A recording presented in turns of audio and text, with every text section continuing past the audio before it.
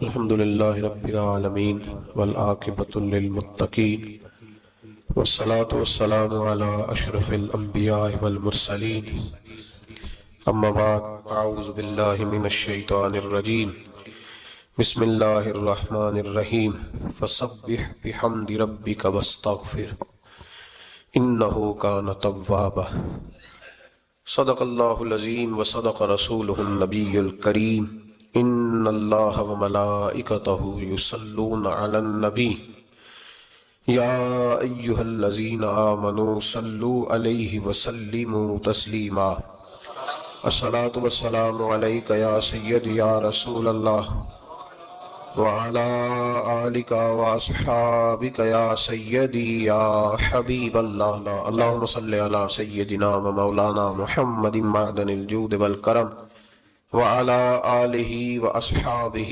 وبارک وسلم۔ تمام تعریفیں اللہ تعالیٰ جل مجدہ الکریم کے لیے اور ہر قسم کے درود و سلام نبی رحمت سید عالم صلی اللہ علیہ وسلم کی ذات والا صفات کے لیے حمد و صلات کے بعد انسان کا سب سے زیادہ تعلق اس کے رب کریم کے ساتھ ہوتا ہے۔ اللہ تبارک و تعالیٰ کی طرف سے اسے نعمتیں ملتی ہیں، رب کریم کی طرف سے اس پر عطائیں ہوتی ہیں۔ اللہ کی طرف سے وہ آیا ہے اور واپس اللہ ہی کی طرف لوٹ جائے گا۔ ابتدا بھی مالک کریم کی ذات ہے اور انتہا بھی اسی رب کریم کی ذات ہے۔ انسان دنیا میں جتنے بھی پیچ و تاب کرتا ہے، جتنی بھی دنیا داری کرتا ہے اور جتنے بھی معاملات میں وہ وقت گزارتا ہے، وہ سارے عارضی ہیں، وقتی ہیں، اور بہت ساری چیزیں تو صرف اور صرف دھوکہ ہیں اور دھوکے کے سوا کچھ بھی نہیں۔ اگر اس کا یہ ذہن بن جائے کہ میں نے اپنے تعلقات کو، اپنے معاملات کو اپنے رب کے ساتھ صحیح رکھنا ہے، تو جب اللہ کے ساتھ اس کے معاملات ٹھیک ہوتے ہیں تو بندوں کے ساتھ خود بخود ہی ٹھیک ہو جاتے ہیں۔ اگر خشیت الہی پیدا ہوتی ہے، خوف خدا اسے نصیب ہو جاتا ہے، اور اگر اللہ تبارک و تعالیٰ کا قرب اسے میسر آتا ہے، اس رستے کا یہ سفر شروع کر دیتا ہے، تو بندوں کے ساتھ تو معاملات ویسے ٹھیک ہو جاتے ہیں۔ اس لیے کہ جب اللہ سے ڈرے گا، نہ دھوکہ کرے گا، نہ فریب کرے گا، نہ جھوٹ بولے گا، نہ کسی شخص کے ساتھ بددیانتی کرے گا، جب اللہ کے ساتھ اس کا تعلق ٹھیک رہے گا، اور جب یہ اپنے آپ کو آزاد سمجھے گا نا کہ میں ہوں اور میں ہی ہوں اور میں نے ہی چلنا ہے، تو پھر یہ اپنی مرضی سے معاملات کو چلائے گا تو خرابی پیدا ہوگی۔ اللہ تبارک و تعالیٰ کے ساتھ انسان کا جو رشتہ ہے، اس میں انسان کی کچھ کمزوریاں آڑے آتی ہیں، گناہ ہو جاتے ہیں، غلطیاں ہو جاتی ہیں۔ ان غلطیوں کے بعد اپنے رب کریم کے ساتھ اپنے تعلق کو مضبوط کرنے کے لیے اللہ رسول نے جو ہمیں وظیفہ دیا اس کو استغفار کہتے ہیں۔ استغفار ویسے اس کا لغوی معنی تو ڈھانپنا ہوتا ہے، یہ غفر سے بنا ہے، لیکن اس کے اصطلاحی معنی یہ ہے کہ جو گناہ انسان سے ماضی میں ہو جائیں ان سے معافی چاہنے کا نام استغفار ہے۔ کچھ لوگ توبہ اور استغفار کا لفظ اکٹھا بولتے ہیں، لیکن توبہ کا معنی ہوتا ہے آئندہ گناہ نہ کرنے کا وعدہ کرنا، اور استغفار کا معنی ہوتا ہے پچھلے گناہوں سے اللہ کے حضور معافی مانگنا۔ اگرچہ مفہوم کے لحاظ سے یہ ہم معنی ہی منتے ہیں، لیکن ان کا جو اصطلاحی مفہوم ہے وہ یہ ہے کہ جب آپ پچھلے گناہوں سے معافی مانگ رہے ہوتے ہیں تو اس کو استغفار کہتے ہیں۔ اللہ تعالیٰ نے اس استغفار کو بڑا پسند فرمایا، بڑا پسند فرمایا، اور یہ استغفار کے جملے مالی کو اتنے پسند آئے کہ اللہ نے نبی پاک علیہ السلام کو بھی حکم دیا، کہا محبوب آپ بھی میری بارگاہ میں استغفار کریں۔ اگرچہ حضور کا استغفار اس معنی میں نہیں ہے، بلکہ نبی پاک کا استغفار تو بلندی درجات کا معاملہ ہے۔ چونکہ استغفار خود ایک عبادت ہے، تو یہ عبادت کرنے کا اللہ نے اپنے محبوب کو بھی ارشاد فرمایا۔ جب فتح مکہ ہوئی تو فرمایا اذا جاء نصر اللہ والفتح، جب اللہ کی مدد آئی تو پھر فتح نصیب ہوئی۔ وَرَأَيْتَ النَّاسَ يَدْخُلُونَ فِي دِينِ اللَّهِ أَفْوَاجًا، تو پھر آپ دیکھیں گے لوگوں کو، لوگ فوجوں کی فوجیں دین میں داخل ہو رہے۔ لوگ پہلے ایک ایک دو دو کر کے آیا کرتے تھے، تو اب فوجوں کی فوجیں آ رہی ہیں، تو یا اللہ ہم کیا کریں؟ تو رب کریم نے فرمایا محبوب فَسَبِّحْ بِحَمْدِ رَبِّكَ وَاسْتَغْفِرْ، اپنے رب کے لیے حمد کرو، تسبیح پڑھو اور استغفار کرو۔ کیا کرو؟ استغفار، معافی مانگو، اس کے حضور آہذاری کرو، استغفار کرو۔ معنی یہ ہوا کہ جب تو غلطی ہو جائے پھر بھی استغفار کرو، جب اللہ زیادہ نعمتیں دے پھر بھی استغفار۔ ناکامیاں قدرت کے کھاتے میں اور کامیابیاں، یہ کیا تماشا؟ حالانکہ ہونا یہ چاہیے تھا کہ جہاں انسان کمزور پڑے تو کہے میری غلطی تھی، میری غلطی تھی۔ صوفیاء یہ سبق دیتے ہیں، اللہ کے بندے یہ پیغام دیتے ہیں کہ جب تو کہیں ناکام ہو جائے تو سمجھ جائے یہ تیری، اور جب تو کامیاب ہو جائے تو سمجھ رہے اللہ راضی ہو گیا تھا، اللہ نے رحمت کر دی، اس نے فضل کیا۔ تو یاد رکھیں استغفار، کئی چیزوں پہ استغفار ہوتا ہے، کئی چیزوں پہ، اور استغفار کا نفع ملتا ہے۔ کیا نفع ملتا ہے؟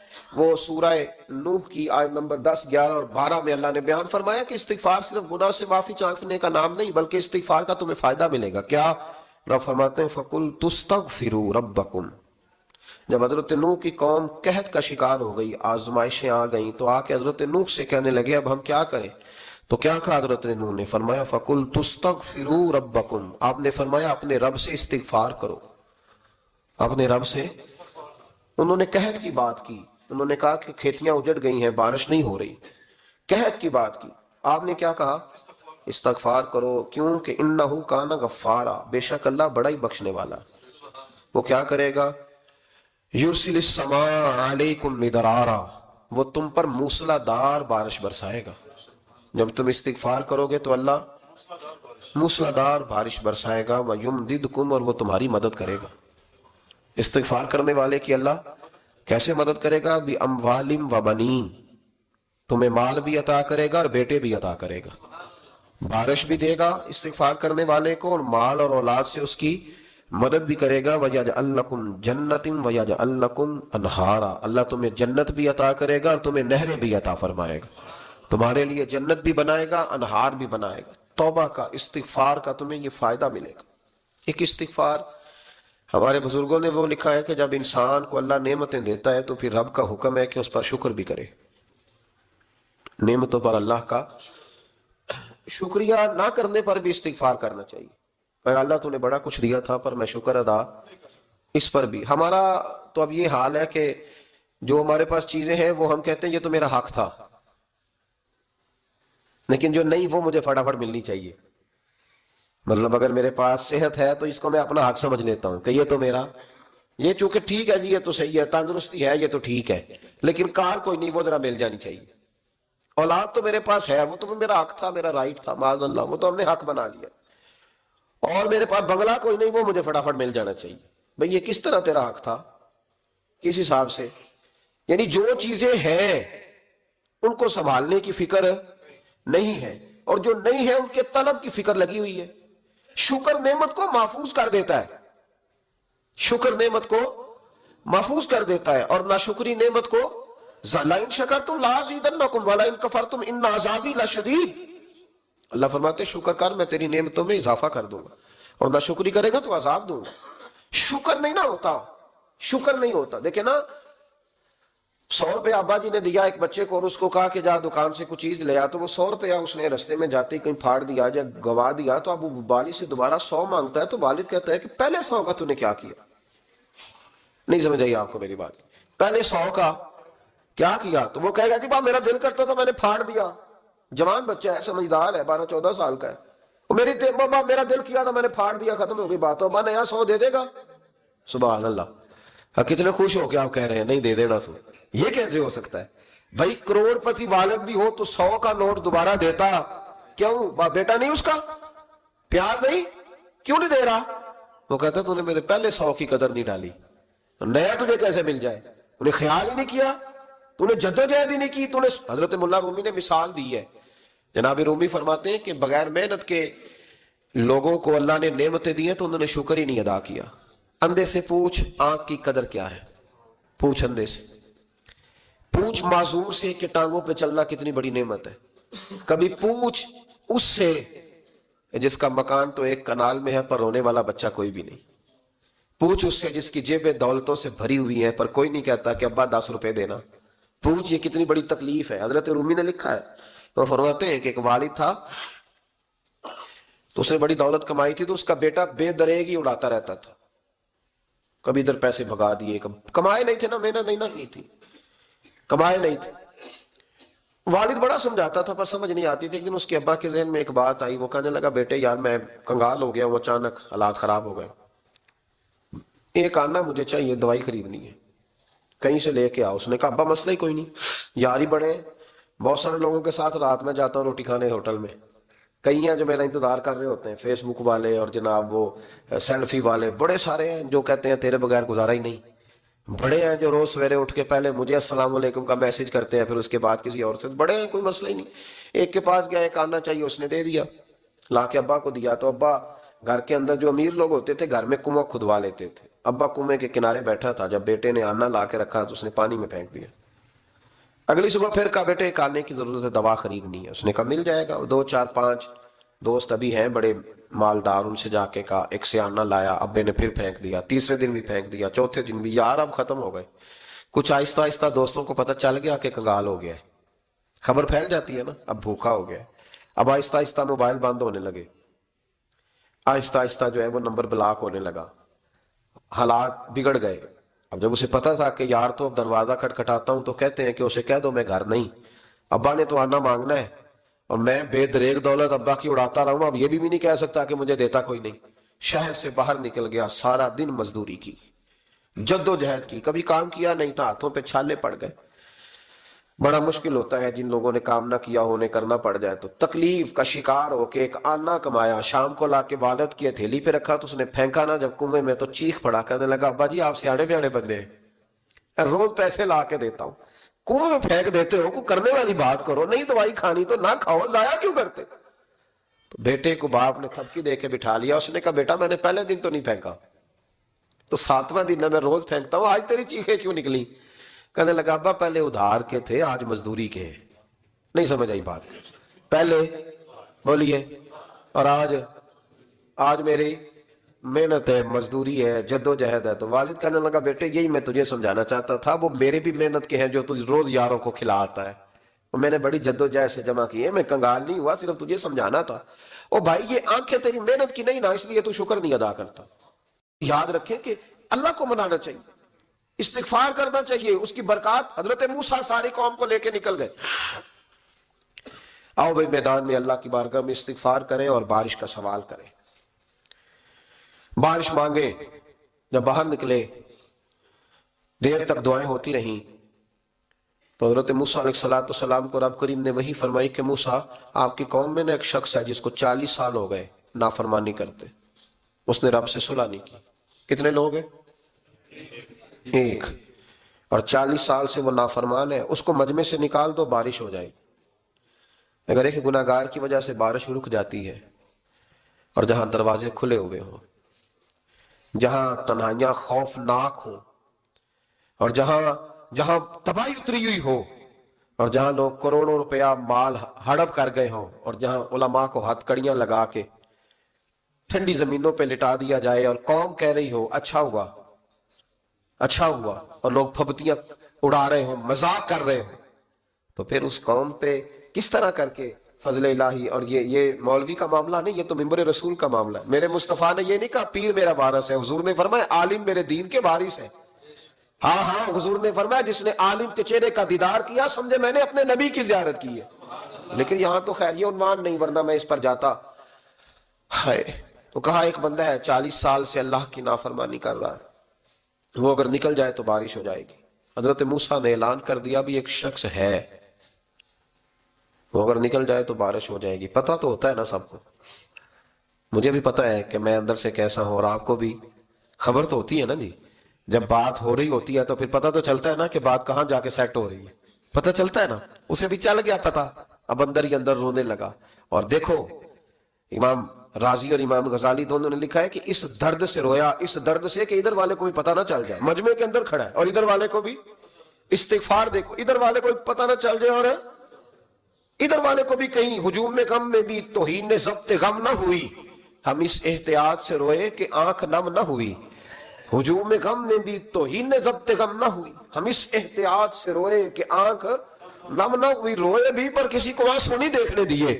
اب اس درد سے کہتا ہے اللہ تو معاف کرنے والا ہے نا، تو معاف کرتا ہے، پردہ پوشی کرتا ہے، اور مالک اگر لوگوں کو پتہ چل گیا تو میرے تو بچوں کا بھی جینا حرام کر دے گا، یا اللہ میری تو آنے والی نسل بھی تڑپ کے وقت گزارے گی۔ مالک تو معاف کر دیا کرتا ہے، لوگ نہیں معاف کرتے، اے اللہ یہ میری خوبیاں بھول جائیں گے، میری خامیوں پر بات، مالک میں یہ ذلت نہیں برداشت کر سکتا، فضل فرما۔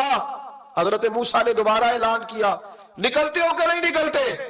پھر تڑپا، خدا بندہ مجھے بے آبرو نہ کر، یہ ذلت اور رسوائیاں یہ نہیں برداشت ہوتی۔ اللہ درگزر حضرت موسیٰ نے تیسرا اعلان کیا، نکلتا ہے یا میں پھر اس کا نام لوں؟ اللہ سے پوچھ کے نام لوں اس کا، بتاؤ کون ہے؟ اب تو تڑپ گیا، کہنے لگا مالک میں تیری بارگاہ میں استغفار کرتا ہوں، آئندہ نہیں کرتا، آئندہ نہیں کرتا۔ یہ لفظ ادا کیے، بندہ کوئی بھی نہیں نکلا، رب کریم نے بارش عطا کر دی، تیز بارش جب برسی نا، تیز بارش، لوگ تو منہ دیکھ کے دوڑ گئے۔ تو حضرت موسیٰ کہنے لگا یا اللہ مجھے بھی تو بتا، تو نے کہا تھا کہ جب تک بندہ نہیں نکلتا بارش نہیں ہوگی، تو نکلا کوئی بھی نہیں، بارش ہو گئی، ماجرا کیا ہے؟ تو رب کریم نے فرمایا موسیٰ بس اس نے مجھ سے صلح کر لی، اس نے مجھ سے صلح کر لی۔ اور امام غزالی نے لفظ لکھے، حضرت موسیٰ نے پوچھا، حالانکہ اللہ اپنے نبیوں کو غیب کے خزانے دیتا ہے، پوچھا کہ اے اللہ مجھے اس کا نام بتا دے۔ تو رب کریم نے فرمایا موسیٰ جب گناہگار تھا تب نہیں کسی کو بتایا، جب پاپی تھا تب نہیں بتایا، جب مجرم تھا تب نہیں بتایا، اب کیسے بتا دوں؟ فرمایا اس کی میری صلح ہو گئی ہے۔ اور فرمایا جو بارش نہیں نہ ہو رہی تھی وہ بھی اس کی وجہ سے نہیں ہو رہی تھی، اب جو ہوئی ہے نا تو یہ بھی اسی کی وجہ سے ہوئی ہے، یہ بارش اب جو ہوئی ہے تو یہ بھی یہ اس گناہگار کے سبب سے۔ اپنی راتیں اللہ کے ساتھ گزارے، مصلی پہ بیٹھے۔ میرے صاحب رحمۃ اللہ علیہ سے جب کوئی کہتا نا کہ بڑا پریشان ہوں تو کچھ بتائیں، تو فرماتے آج رات مصلی پہ بیٹھ کے اپنے رب سے بات کرنا، میں بھی بات کروں۔ بندوں کو دکھ بتانے سے عزت میں کمی آتی ہے، اور اگر اللہ کو بندہ اپنے دکھ بتائے تو اللہ عزتیں بڑھا دیتا ہے۔ ترمذی شریف کی حدیث ہے، نبی پاک علیہ السلام نے فرمایا اگر تو دنیا داروں کو دکھ بتائے گا تو اللہ تجھے غنی نہیں کرے گا، اور اگر تو اپنے رب کو بتائے گا تو اللہ بڑی جلدی تجھے دنیا سے بے نیاز کر دے گا، تجھے لوگوں کی ضرورت نہیں رہے گی۔ استغفار کریں، کثرت سے کریں، ذوق سے کریں، مصلی آباد رکھیں، ہر شے دیکھو نا، جس طرح کھانے کی میز آباد رہتی ہے، بستر آباد رہتا ہے، ہمارے دیگر معاملات، اگر مصلی نہ آباد رہے تو روح بے چین رہتی ہے، طبیعت بے قرار رہتی ہے۔ انسان میں نے دیکھا ہے بڑے بڑے سمجھدار لوگ پاگلوں جیسی زندگی گزار رہے ہیں، بولتے جا رہے ہیں، بولتے جا رہے ہیں، بولتے جا رہے ہیں، ایسے کسی کو کوئی خبر کہ 6 فون اٹھائے ہوئے ہیں، ایسے جیسے ڈسٹرب ہو گئے مینٹلی طور پر۔ وجہ کیا ہے کہ ان سے جان نہیں چھڑاتے۔ کبھی سارے موبائل بند کر کے نا، سارے بچے ہر چیز سائڈ پہ کر کے مصلی پہ بھی آنا چاہیے۔ اور مالک تو بڑا ہی قریب ہے، اللہ تو بڑے کنز المال کی حدیث سنا کے بعد سمیٹتا ہوں۔ نبی پاک صلی اللہ تعالی وسلم فرماتے ایک شخص تھا بنی اسرائیل میں، بڑا مالدار تھا، تو پھر اس پہ غربت آ گئی۔ جب غربت آئی تو رو پڑا، کہنے لگا اے اللہ میں غریب ہو گیا ہوں، میری مدد فرما، میں نے بڑی نافرمانی کی ہے تیری۔ مالدار جب تھا تو بڑی موج کر، یا اللہ میں نے بڑی اب نہیں کروں گا، مجھے اس غربت سے نکال۔ تو اللہ نے فرشتوں سے کہا کہ دے دو جو مانگتا ہے۔ تو فرشتے کہنے لگے یا اللہ یہ توبہ کر کے نہیں آیا، ڈر کے نہیں آیا، یہ تو الجھ گیا ہے تب آیا ہے، یہ تجھ سے ڈر کے ہوتا ہے نا ایسے کہ لوگ اللہ سے نہیں ڈرتے جتنا غربتوں سے بعد اللہ ڈرتے، یا اللہ یہ تو وہ الجھ گیا تب آیا۔ تو اللہ نے فرمایا پتہ مجھے بھی ہے لیکن آ تو گیا ہے نا، چلو دے دو۔ تو کہا یا اللہ اگر دے دیا تو دوبارہ نہیں آئے گا۔ فرمایا اس کا بھی مجھے پتا ہے، تم دے دو۔ اسے دے دیا، جب دولت مل گئی نا تو کہنے لگا اوہو وہ تو میں نے اس طریقہ سے استعمال کیا اس لیے کامیاب ہو گیا۔ پھر کچھ وقت گزرا تو پھر الجھ گیا، پھر قرضے چڑھ گئے، پھر سارے علاج، کہنے لگا یا اللہ اب نہیں کرتا، اب معاف کر دے۔ 70 دفعہ توبہ کی اور 70 دفعہ توڑی۔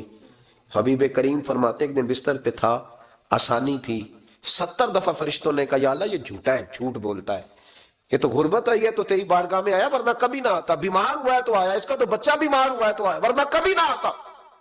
70 دفعہ توبہ توڑی۔ ایک دن رات کو بستر پہ لیٹا تھا، دولتیں بھی تھی، آسانیاں بھی تھی، دل میں خیال آیا میں کتنا جھوٹا ہوں، جب الجھ جاتا ہوں تو اس کے دروازے پہ جاتا ہوں اور وہ کتنا قریب ہے، مجھے خالی نہیں لوٹاتا۔ تڑپ اٹھا، آنسو نکل گئے، اٹھ کے مصلی پہ کھڑا ہوا تو رب کریم نے فرشتوں سے فرمایا کھول کے دیکھو دروازے، آج یہ غربت کی وجہ سے نہیں آیا، آج میرا بن کے آیا ہے۔ تو یا اللہ پہلے تو دولت دیتا تھا، آج کیا دے گا؟ تو محبوب فرماتے اللہ فرماتے ہم نے اسے بغیر حساب کتاب جنت عطا کروں گا۔ استغفار کریں، اس کے حضور حاضری دیں۔ جس طرح سارا کچھ چھوڑ چھاڑ کے لوگ کہتے نہیں کہ 1 مہینہ میں نے کسی سیاحتی مقام پہ رہنا ہے، میں نے اب کسی ٹھنڈے علاقے میں چلے جانا ہے، برف باری دیکھنی ہے، سیر کرنی ہے، 10 دن کی چھٹیاں وہاں گزارنی ہے، چلو 7 چھٹیاں وہاں گزار لو، 3 دن اپنے اللہ کے ساتھ گزارو۔ یہ وجود، یہ ٹانگیں، یہ شعور، یہ تیری جدوجہد کا نہیں، جو عقل کی دولت اللہ نے دی ہے نا یہ تیری محنت کی نہیں۔ اگر محنت کی ہوتی تو سجدے میں پڑا رہتا، تو خیال کرتا۔ اللہ نے آنکھیں دی ہیں قرآن دیکھنے کے لیے، جب کوئی کسی گندی چیز کو دیکھتا ہے تو ناشکری کرتا ہے، جب غلط طرف اٹھاتا ہے یہ چیزیں تو ناشکری کرتا ہے. صاحبو یاد رکھنا اور اس پر ضرور غور کرنا کہ جب نعمتوں کا شکر ادا نہ کیا جائے تو پھر ہمیں استغفار کا حکم دیا گیا ہے. پھر کیا کرنا ہے ہم نے؟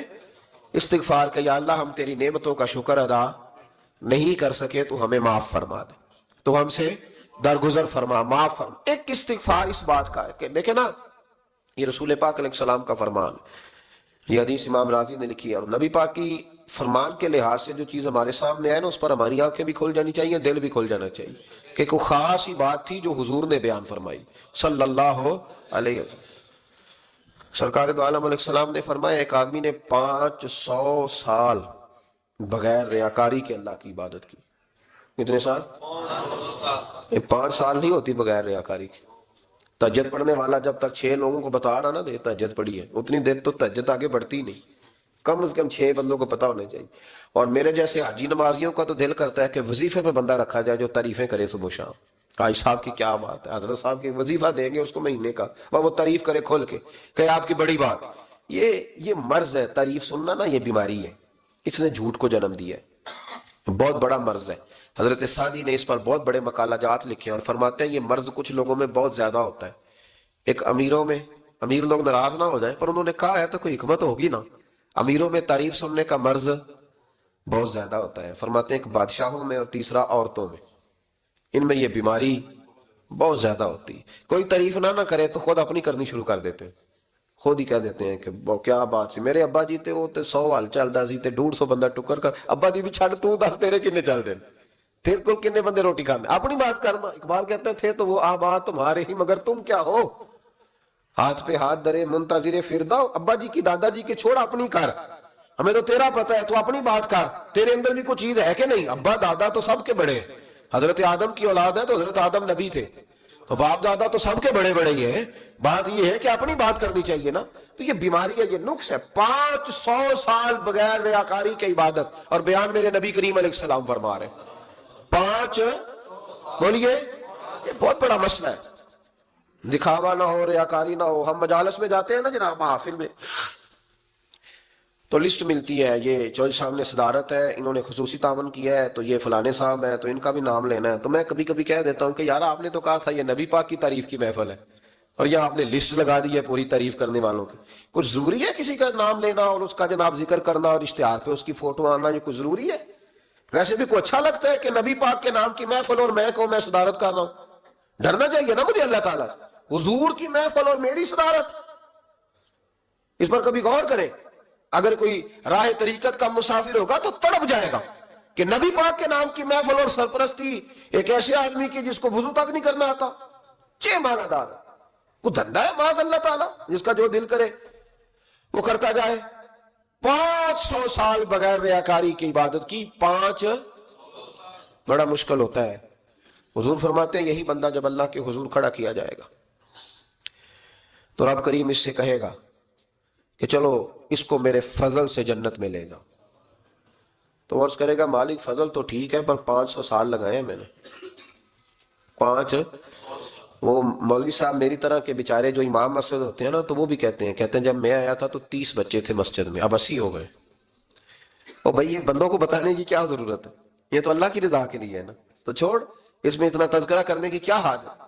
500 سال اس نے لگائے, بول پڑا یا اللہ 500 سال لگائے اور تو کہتا ہے کہ اس کو میرے فضل سے لے جاؤ. تو رب کریم نے فرمایا چلو کوئی نہیں, پھر انصاف کر لیتے ہیں. الٹی آنکھ کی روشنی نکال کے ترازو کے ایک پلڑے میں رکھو اور 500 سال کی بغیر ریاکاری کی عبادت دوسرے پلڑے میں رکھو. کبھی اس مریض سے پوچھنا جس کو ڈاکٹر کہہ دیتا ہے کہ تیری آنکھ کا علاج نہیں ہو سکتا. بے بس ہوتے ہیں ڈاکٹر, جواب دے جاتا ہے شعور. پوچھ کبھی اس شخص سے, کو کہتے ہیں بس جناب اب آپ اپنی آنکھیں موجود ہونے کے باوجود آپ دیکھ نہیں سکتے, اتنی موٹی آنکھ لگی ہوئی ہے, لیکن روشنی اللہ چاہے تو دیتا ہے, نہ چاہے تو نہیں دیتا. 5 ایک آنکھ کی روشنی ایک پلڑے میں رکھ لو اور دوسرے میں 500 سال کی عبادت رکھ دی. اللہ اکبر. تو رب کریم نے فرمایا اب تولو. جب تولی تو وہ عبادت تھوڑی تھی اور ایک نعمت زیادہ تھی. اللہ نے فرمایا یہ تو بھائی اس کو تو 500 سال دیے تھے, یہ تو ایک نعمت کا شکر نہیں ادا کر سکا, پکڑو اس کو دوزخ میں ڈالو. ایک کر کے کیا آیا ہے, پکڑو جہنم میں ڈالو, اس کو لے چلو. ترمذی شریف کے لفظ ہے, نبی پاک نے ہمیں سمجھایا اور ایک جملے میں ساری بات ختم کر دی. حضور فرمانے لگے تو اللہ کی تھوڑے دیے ہوئے رزق پہ راضی ہو جا, وہ بھی تیری تھوڑی عبادت سے راضی ہو جائے گا. اور اگر تیرا پروگرام ہے نا لمبی چوڑی جائیدادوں کا, تو پھر سجدے بھی لمبے کر, پھر لمبے کرنا تو بھی. یہ کیا بات ہوئی؟ یہاں جتنی دولت بڑھتی جاتی ہے عبادت سکڑتی جاتی ہے, وقت ہی نہیں, ٹائم ہی نہیں. یہ بڑھا پھر. تو جب دوزخ میں جانے لگا نا تو پھر خیال آیا, تو حضور فرماتے استغفار کرنے لگا, کہنے لگا اللہ میں بھول گیا تھا, اللہ مجھے غلطی لگ گئی. استغفار کر رہا. تو جب اس نے استغفار کیا تو رب کریم تو پہلے ہی بڑا قبول کرنے والا ہے. یا اللہ میں بھول گیا تھا. فرمایا چلو جو استغفار کرے اسے تو میں ویسے ہی معاف کر دیا کرتا ہوں, اسے بخش دو, اسے میرے فضل سے جنت میں لے جاؤ. پہلا استغفار. ہمارے بزرگ نے ایک مراقبہ کراتے تھے. مراقبہ ان فی خلق السماوات والارض واختلاف اللیل والنہار لآیات لأولی الالباب. مراقبہ ہوتا تھا اللہ کی نعمتوں پر غور کرنے کا نام. تو اکیلا بیٹھ, گردن جھکا اور غور کر خدا کا فضل کتنا ہے اور میری اس میں محنت کتنی, اس کا شمار کر. اس طرح کر کے 2 خانے بنا, ایک خانے میں اللہ کی نعمت رکھ اور دوسرے میں پھر اپنی محنت رکھ. اس کو کہتے ہیں مراقبہ. یہاں سے مراقبہ سٹارٹ ہوتا ہے. اور اگر تو شکر ادا کر رہا ہے تو پھر ٹھیک ہے, ورنہ پھر استغفار کر, پھر اللہ کے حضور معافی مانگ, پھر اس کے حضور آہوزاری کر, پھر اس سے کہہ کہ وہ معاف کرے. ہم لوگ یہ والا مراقبہ نہیں کرتے, اس لیے جو چیز ہے وہ تو میرا حق تھا, مجھے فٹافٹ دوسری بھی چاہیے. استغفار کریں اس لیے کہ ہم شکر ادا صحیح طور پر کر سکے. پھر اس کے بعد دوسرا استغفار اس وقت ہوتا ہے اللہ اکبر کہ جب انسان باشعور زیادہ ہو پر بے عمل بھی اتنا ہی زیادہ ہو, اسے بھی استغفار زیادہ کرنا چاہیے. اب میرے سمیت کسی بھی آدمی کو چھیڑیں گے نا تو دنیا اور مافیہ کی وہ باتیں کرے گا, لیکن جب اس کا عمل دیکھا جائے گا تو کچا سا, پلپلا سا, کمزور سا. علیہ وآلہ وسلم نے ارشاد فرمایا قیامت کے دن کچھ لوگ کئیوں کی بات سن کے جنت میں چلے جائیں گے. اللہ تعالی ہماری پردہ پوشی عطا فرمائے. کہا کچھ تبلیغیں کرنے والے دوزخ کے دروازے پہ کھڑے ہوں گے تو وہ جنتی کہیں گے کہ مولانا پیر صاحب ہم تو آپ کی بات سن کے جنت میں جا رہے ہیں, تو آپ یہ یہاں کیوں کھڑے ہیں؟ تو وہ کہیں گے ہائے افسوس, میں کہتا تو رہا پر عمل نہ کر سکا. میں عمل ہے, اس سے مراد صرف ممبر پہ بیٹھنے والا مولوی نہیں, اس سے ہر وہ شخص مراد ہے جو نصیحتیں تو بڑی کرتا ہے لیکن خود عمل ہے. وہ بہت بڑا الفاظ کا ذخیرہ رکھتا ہے پر عمل کے لیے 2 سجدے بھی صحیح طریقے سے دے سکتا. پھر وہ استغفار کرے, پھر وہ اللہ کی بارگاہ میں معافی مانگے, پھر وہ توبہ کرے. اس لیے کہ جو جتنا بڑا ہوتا تھا نا اس پہ خشیت بھی اتنی زیادہ طاری ہوتی, اس پر خشیت بھی اتنی جتنا. حضرت عمر فاروق رضی اللہ تعالیٰ عنہ کو زخم لگ گیا, شدید زخم لگا, آپ آ گئے, بڑی زیادہ خون بہ گیا ہے, بہت سارے صحابہ آپ کے گرد جمع ہو گئے, حضرت عبداللہ ابن مسعود بھی آ گئے, تو جناب عمر رونے لگ گئے. اب تو رونا آتا ہی نہیں لوگوں. حضرت محی الدین ابن عربی کہا کرتے تھے جس کو پورا ہفتہ ہو گیا نا وہ طریقت کا مسافر بھی. جاگ رہے ہیں آپ حضرات؟ کہتے تھے جس کو پورا ہفتہ ہو گیا نا طریقت کا مسافر بھی ہے پر اللہ رسول کی یاد میں رویا نہیں. فرماتے تھے مجھے تو اس کے ایمان پر شک ہونے لگ گیا کہ 8 دن ہو گئے اسے خیال ہی نہیں آیا. حضرت عمر میدان میں جس شخص کے کبھی پاؤں نہیں لڑکھڑائے, اللہ رسول کی بات آتی تھی تو دریا بہتے تھے آنسو. یہاں حال ہی کوئی نہیں, خشک جملے اور جناب موٹے موٹے تراشے ہوئے فکرے اور لفظوں کی ہیرا پھیری, اس کے علاوہ کوئی چیز نظر ہی نہیں آتی. حضرت عمر رونے لگے, آخری وقت ہے, تڑپ رہے ہیں, آنسو بہ رہے. حضرت عبداللہ ابن مسعود آ گئے, انہوں نے کہا عمر تیری ہجرت بھی بڑی باکمال تھی, تیرا اسلام قبول کرنا بھی بڑا ہی باکمال تھا, حضور بھی تجھ سے ہمیشہ راضی رہے. عمر تو روتا کیوں ہے یار؟ بات تو یہ ہے کہ جب تو نے خلافت سنبھالی تو پھر تیرے طریقے بھی باکمال ہی تھے, اور جب تو میدان میں اترتا تھا پھر بھی تیرے معاملات باکمال تھے, اور جب تو مال غنیمت بانٹتا تھا پھر بھی تو باکمال. یار ہر موقع پہ تو باکمال تھا, تو جاتے دفعہ روتا کیوں ہے؟ ان کا استغفار دیکھو, ان کی توبہ دیکھو. حضرت عمر پھر رو پڑے, کہنے لگے عبداللہ لوگوں کو میری نیکیوں کا پتہ ہے, گناہوں کا تو نہیں نا پتا. وہ تو میں جانتا ہوں یا میرا مالک جانتا ہے نا, نیکیاں تو سب کے سامنے, پر من آدم کے مرد آدم جو اندر چھپے ہوئے گناہوں کے ڈھیرا وہ تو میں جانتا ہوں. کہا تو نے میرے کلمہ پڑھنے سے لے کر میری حکومت تک میری ساری نیکیاں گنوائی ہیں, اب دعا کر میرے لیے کہ رب میری نیکیاں اور بدیاں برابر کر دے, مجھے درجہ نہیں چاہیے, بس اللہ مجھے معاف کر دے. درجوں کی ضرورت نہیں ہے. یہاں تو لوگ درجات لے کے بیٹھے. حافظ کہتا ہے کہ میں جتنے آیتیں ہوں گی اتنے میرے درجے بلند ہوں گے. پہلے درجے والا کام تو کوئی کرنا. مولانا کہتے ہیں کہ نور کے ممبر پہ بیٹھوں گا, بھائی پہلے بتا نور کے ممبر کی طرف تیرا سفر بھی جاری ہے کہ نہیں. تاجر کہتا ہے کہ میں سخاوت کروں گا تو حضرت عثمان کے ساتھ جگہ ملے گی, پر حضرت عثمان کی سخاوت اور اپنی سخاوت کا فرق بھی دیکھ. मुजाहिद कहता है कि मैं नबी पाक के जिहाद वाले सहाबा की पुश्त पे रहूंगा तो पहले अपने काम तो देख, और जब सारी बातें समझ में ना आए तो फिर अल्लाह की बारगाह में इस्तिगफार कर, फिर बैठ। बड़े लोग इस्तिगफार करते, माफी चाहते, और ये इस्तिगफार फिर इतना करम करता, इतनी आसानी करता, इस कदर बेहतरी करता कि वो मांग तो अपने गुनाहों की माफी रहे होते थे और अल्लाह रहमतों के दरवाजे खोल देता था। अल्लाह उन पर करम के दरवाजे। हजरत इमाम हसन के पास एक शख्स आया, हजरत अमीर माविया में बैठे थे, तो उसने इमाम हसन से आके कहा कि हुजूर औलाद नहीं है, कोई दुआ कर दे। तो जो है मेरी बात पर, अब भी लोग पीरों के पास आते हैं ना, माशाल्लाह से, अल्लाह खैर फरमाए। तो पीर साहब अगर वजीफा बताए तो वजीफा चूंकि पढ़ना पड़ता है, वो काम मुश्किल है।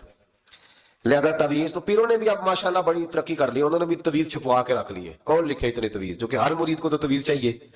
उन्होंने ना जी तवीज पक्के छुपवा लिए, कुछ ने मोहरे बनवा लिए। तो देखता रहता हूँ, मेरा शौक है ना, मैं देखता रहता हूँ कि मोहर लगाई, उसको बांधा, अल्लाह खैर करेगा। तो अब वो नफसियाती मामला है, जाहिर है 100 बंदा तवीज लेके गया है तो 1.5 को तो फर्क पड़ेगा ही ना बीच में से। तो जिसको फर्क पड़ गया उसका फेसबुक पे दे दिया कि ये मेरी करामत है जी। तो जिसका ना पड़ा जी, जेड़े महरम राज हकीकत दे वो ते राज हकीकत खोल दे ही नहीं। ये जिन्हें वेख्या नहीं वो करन गल्ला, जिन्हें वेख लिया वो ते बोल रहे ही नहीं। हमारे एक हजरत थे तो उनके पास हम बैठे थे, नेक आदमी, तो तवीज दिया तो मुरीद कहने लगा हुजूर दोबारा कब आऊं? कहने लगे फर्क पड़ गया तो आ जाना, नहीं तो कहीं और चले जाना। इसलिए कि शेख अब्दुल अजीज दब्बाग रहमतुल्लाह अलैह के एक मुरीद ने कहीं तनकीद कर दी थोड़ी सी। ये लफ्ज बस ना बहुत बड़े हैं, इनकी मैं तशरीह नहीं करूंगा, जितने जुमले उतनी बात करके बीत जाऊंगा। इनकी तशरीह नहीं हो सकती, ये इनकी तौज़ीह नहीं हो सकती, कुछ तफसील नहीं इनकी हो सकती, ये जुमले बड़े, मैं कोई तशरीह नहीं करूंगा। उसने कहा कि हुजूर फला फला फला फला जगह मुझे परेशानी है आपके हवाले से। तो आप फरमाने लगे मैंने कौन सा बांधा हुआ है, नहीं समझ में बात आती तो कहीं और चला जा। बांध के रखा, नहीं दरवाजे खुले हुए, कहीं और चला जा, खत्म हो गई बात। तनकीद करने की जरूरत छुट्टी, इसलिए कि वो लोग बुत नहीं बनाते थे कि बस इधर ही पूजा करनी है कि कहीं और नहीं जाना। ये छोड़े, है ना हमारे चक्कर चला हुआ, मेरे अलावा कहीं और ना जाना। शेख अब्दुल वहाब शरौनी फरमाया करते थे ये तो नुक्स है तेरे अंदर का, ये तो तेरे अंदर का नुक्स है। अगर तू काबिल होता तो कहता जा संगिया सारा जमाना देखा, अगर को मेरे जैसा मिला तो चला जाना, और अगर मेरी तरह का ना मिला तो फिर कहीं और है, जा देखा सारा। ओ भाइयों क्या चक्कर है, वज़ाइफ लोग पूछते थे तो उन पे अमल करते थे, वो चीजें फायदा देती। हजरत इमाम हसन से आके वजीफा पूछा, उस शख्स ने कहा हुजूर औलाद कोई नहीं तो वजीफा बताएं। तो आपने फरमाया इस्तिगफार पढ़ा कर। क्या कर? उसने कहा ठीक है। तो हुजूर फिर मैं दोबारा कब आऊं? तो इमाम हसन कहने लगे बे औलाद है ना तू, इस्तिगफार का वजीफा बताया ना? कहा। फरमाने लगे अब उस वक्त आना जब अल्लाह तुझे 10 बेटे अता करेगा। कितने? 2-4 नहीं, 10 ही कह दिए। तो हजरत मीर माविया रज़ी अल्लाह तआला देखा, कहने लगे हसन इतना बड़ा दावा। आप फरमाने लगे मैंने कह दिया ना तो अल्लाह फजल करेगा।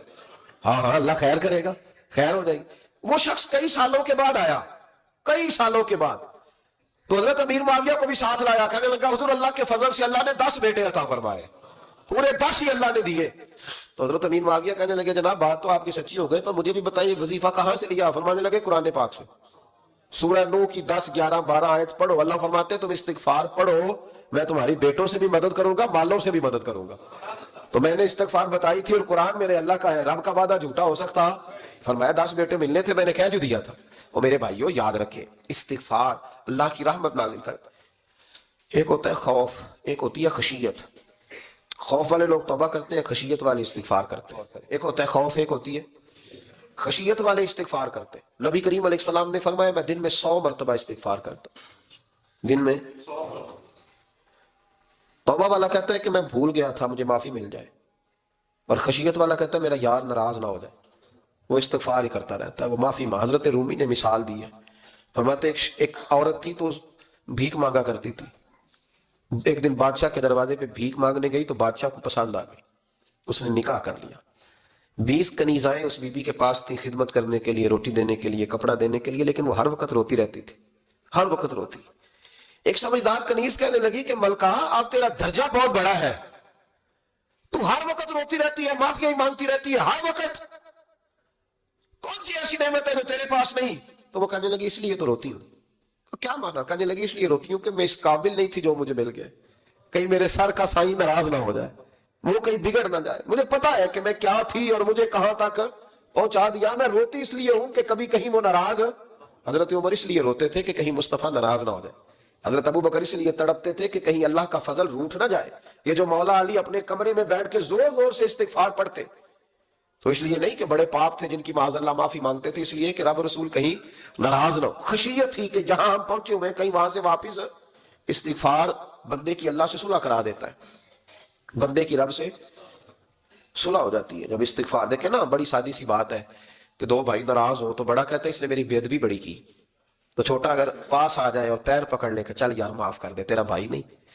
پتہ کیا ہوتا ہے؟ صرف معافی نہیں ملتی، ہاں صرف معافی نہیں، چھوٹے نے بے ادبی کر دی، بڑے کو تکلیف ہوئی، بات جب آگے بڑھی نا تو بڑے نے شکوہ کیا، جب لوگوں نے چھوٹے کو سمجھایا تو چھوٹا جب معافی مانگتا، ادھر دیکھو میری طرف، جب چھوٹا معافی مانگتا ہے نا اٹھ کے جاتا ہے اور بڑے کے پیر پکڑتا ہے تو میرا معاف نہیں کرتا، بڑا رو بھی پڑتا ہے، بڑا رو بھی پڑتا ہے، اور وہ کہتا ہے کہ وہ میں اور تم اماں کے پاس اکٹھے بیٹھتے، ایک باپ کی موٹر سائیکل پہ اکٹھے بیٹھتے، تو تیرا اور میرا رشتہ اتیار، تو نے یہ کیوں؟ وہ جو آنسو نکلتے ہیں نا، وہ درد ہوتا ہے، وہ کیف ہوتا ہے، وہ سوز ہوتا ہے، وہ لذت ہوتی ہے، وہ پیار ہوتا ہے۔ رب کہتا ہے تو معافی مانگ، انہو کان غفارا، تو معافی مانگ، میں تجھے معاف بھی کروں گا، تیرے اوپر رحمت بھی فرماؤں گا، تیرے اوپر کرم نوازی بھی کروں گا، تجھے نواز دوں گا، تجھے عطا کروں گا۔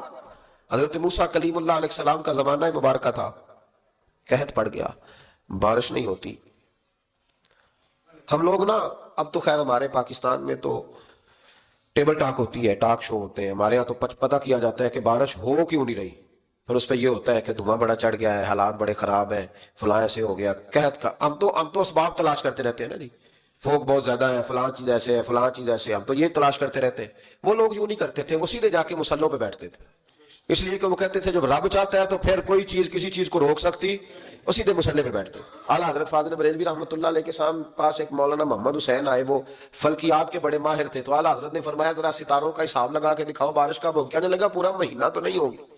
تو اعلیٰ حضرت رحمۃ اللہ علیہ فرمانے لگے کہو کہ میرا علم کہتا ہے مہینہ نہیں ہوگی، اللہ چاہے تو ابھی ہو سکتی ہے۔ کہنے لگا جی وہ تو ٹھیک ہے پر میرا علم، وہ جیسے روز لوگوں نے پیر نیٹ ٹو شہنشاہ صاحب نہیں کھولے ہوتے کہ بارش کب آئے گی، اور اس کی طرف نہ دیکھ، مصلے پہ بیٹھ، مہربانی کر مصلے پہ بیٹھ، اللہ کی بارگاہ میں حاضر ہو، اسے معافی مانگ، اسے منا تاکہ وہ رحمت کی بارش۔ کہنے لگا جی میرا علم کہتا ہے، تو اعلیٰ حضرت فرمانے لگے پھر وہی بات، تو کہ اللہ چاہے تو بارش ابھی، لیکن یہ جو اڑ گئے ہیں نا بیچارے، یہ اڑی گئے ہیں، یہ جہاں الجھ گئے ہیں وہاں یہ لوگ الجھ گئے، اللہ ہمیں الجھنے سے محفوظ فرمائے۔ تو اعلیٰ حضرت اٹھے تو فرمایا ٹائم کیا ہوا ہے گھڑی پہ؟ کہنے لگا جی 12۔ تو اعلیٰ حضرت نے گھڑی گھمائی، اب کیا بج گیا؟ کہنے لگا 4 بج گئے۔ فرمانے لگے بج گئے نا 4؟ کہنے لگا جی آپ نے گھڑی گھما جو دی ہے۔ فرمانے لگے اللہ بھی جب چاہے تو ستارے گھما دیتا ہے، اللہ بھی ستارے گھما دیتا ہے بارش۔ کہنے لگا جی وہ تو ٹھیک ہے پر مہینہ نہیں ہو سکتی، اڑا ہوا بندہ اس کا کوئی علاج ہے جو اڑ جو جائے، اس کے لیے قرآن کہتا ہے وَإِذَا خَاطَبَهُمُ الْجَاهِلُونَ قَالُوا سَلَامًا، اسے سلوٹ کرو دور سے، اسے کہو تو جان اور تیرا۔ کہنے لگا جی ہو نہیں سکتی پورا مہینہ۔ فرمانے لگے یار تو جا اپنا کام کر۔ وہ شخص کہتا ہے میں نے دروازہ کھولا اعلیٰ حضرت کا، کمرے سے باہر نکلا تو تیز بارش ہو رہی، واپس آیا تو میں نے کہا احمد رضا یہ عقیدہ کہاں سے لیا ہے؟ فرمایا دروازہ مصطفیٰ سے لیا ہے صلی اللہ علیہ وسلم۔